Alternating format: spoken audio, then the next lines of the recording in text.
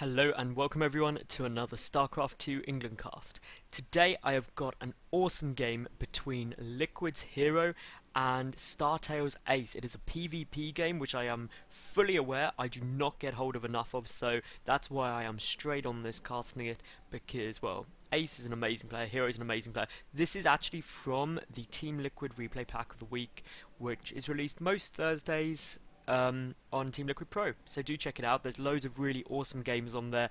Giving them a shout out because honestly they put out a really nice variety of games. They order them really nicely into different folders for, say, PvT, PvZ, PvP, or whoever it is, and obviously these are some real top ranked players. It's from the Korean ladder, and basically it's just brilliant.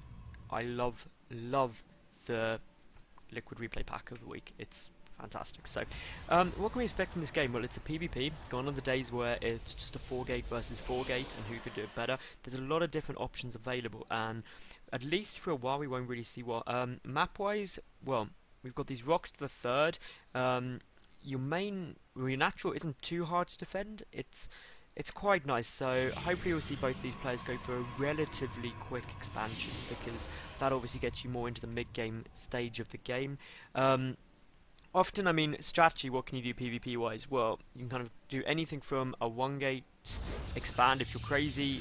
More commonly you see, say, a 3-gate expand, maybe a 2-gate robo build, 1-gate robo, 2 more gates added on, then you expand behind that, get those immortals out.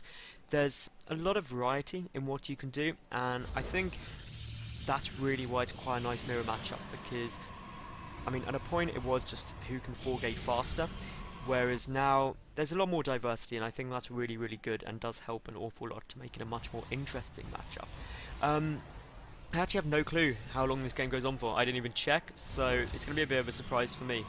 I try and do this as best I can where I don't know what's going to be coming, especially when you're casting from replays. It's really tempting to like have an idea, oh, this is a 12-minute game or whatever, and try and like tailor it to that, but I think if I don't know what's going on, I just get more excited. Both players going for a second gas, so I'm guessing we're going to see some Robotech out fairly quickly. It is indicative. If you're doing a 4-warp gate or something like that, you just get the 1 gas. You don't get the second gas for a 4-warp gate.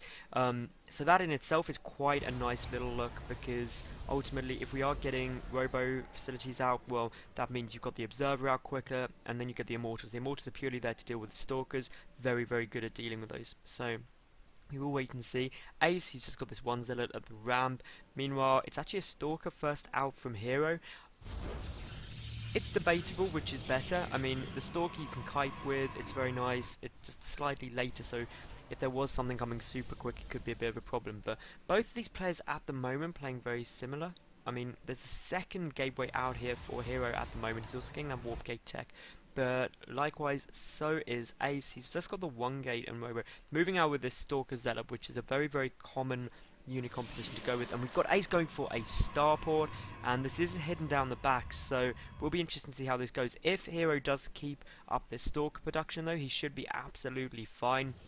You will see Ace moving out a little way with these units. This 1 Stalker going to the Watchtower gives a great bit of vision to know exactly what's going to be coming down.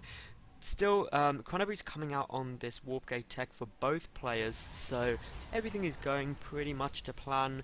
We will see a Twilight Council coming out here from Heroes, so maybe we're going to see a big Blink play. That would be really, really nice, and something I think most people do enjoy doing. We will see the probes meet in the middle, so they're both sneakily trying to hide around.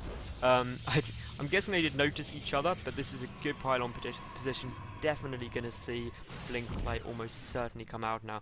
Meanwhile, a Phoenix coming out here for Ace, so he's just wanting to harass this mineral line a little bit, doesn't want to do any kind of damage, doesn't want to, well, obviously he wants to do damage, but he doesn't want to try and end the game with Void Rays or anything, so this is all fairly standard. 2 more gates being added on here, that will take him up to 3 gates. Here on the other hand, still on that 2-gate position. He's got that Twilight Council out there, but it's not doing anything yet, so I'm really interested. There we go. Blink just started. As I'm saying, I'm really interested in what he's going to do. 3 gates up here for Ace, so this 3-base type of play can be very, very good. We will see Hero walking up here with some Stalkers, and what are they going to be able to do?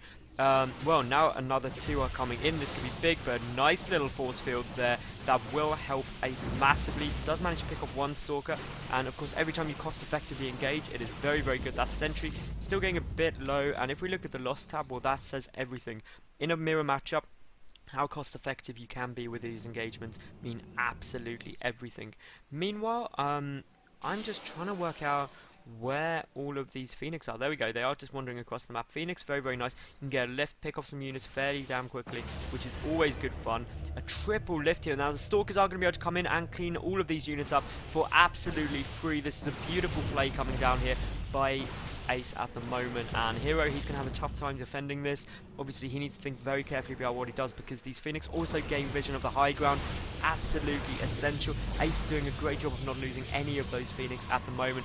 Some pylons being added in here just to add a little choke in, but in come all of these units. A force field does go off on the ramp, running moving forward, but these Stalkers, obviously they still have vision. The sentry getting lifted, absolutely amazing play there by Ace, and I mean without that sentry the force fields are going to go, but another one is warped in, and that means for the moment Hero, he is still okay. There is this forward pylon, but the rocks aren't down, so that means they've got a bit more of a run.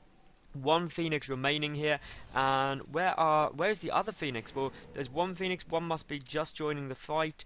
Don't quite know where that's gone now, but it needs to be careful, doesn't want to engage, and essentially these Stalkers and all of Ace's army looks like it's going to be just moving back for the moment.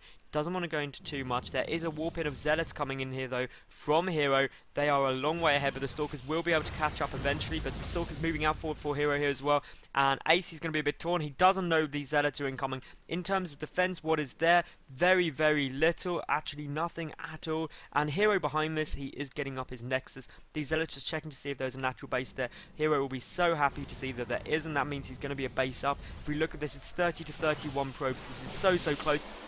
Now we will see that these Stalkers, they can pretty much indefinitely kite these Zealots, and that means this is going to get cleaned up very, very nicely. But behind this, we will see Hero. He's running in with his Stalkers as well here, and those Zealots, are they going to be able to get a couple of kills? Who knows? We'll wait to see. They do manage to pick off a Stalker, which is very, very nice. Meanwhile, we will see that blink just allowing him to run up and just get out of that base once he's realised he's not going to be able to do anything. Hero, he's got his natural about half done, and as Ace is just starting his own, there's a robotics facility out already for Ace. Hero just getting his own robot up, chrono boosting out that Immortal to deal with the Stalkers. The best way he can really go about it is to get that Immortal ASAP in order to just clean them up very, very quickly. We will also see that Twilight Council coming out now from Ace. That means we're going to see Blink from him shortly as well, so that will level things up very, very nicely. Hero, he's definitely going to have the economic advantage though, because, well, his natural is about to finish any second, and Ace's, well, it's still only about a quarter done, so that's quite a long way behind. Once you start factoring in the pro production, that's going to give Hero a nice little economic advantage. He's adding on a 4th gateway here as well now.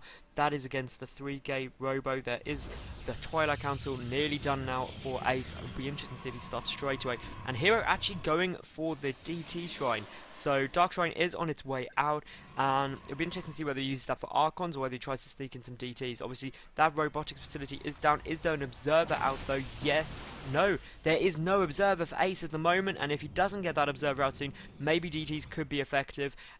If not, he can always morph them into Archons, and those Archons will be very nice in preventing that Immortal doing too much damage. Meanwhile, these rocks at the back trying to get picked off. Does Ace have vision of that coming down though? Yep, he should be able to see it being taken down. Really, it just depends whether he's going to react quickly or not. But even if Hero doesn't decide to push up here, the fact those rocks are down are going to be really, really influential. It's the second attack path which Hero can try to utilise later, and that was a nice little blink back there by Hero, preventing any of his Stalkers going down. Meanwhile, Hero, he's getting up his robotics base, so we're going to see Colossi tech out. Ace is getting up a Warp Prism. What can he do with it? Is it going to come and drop? Because that would be awesome, of course.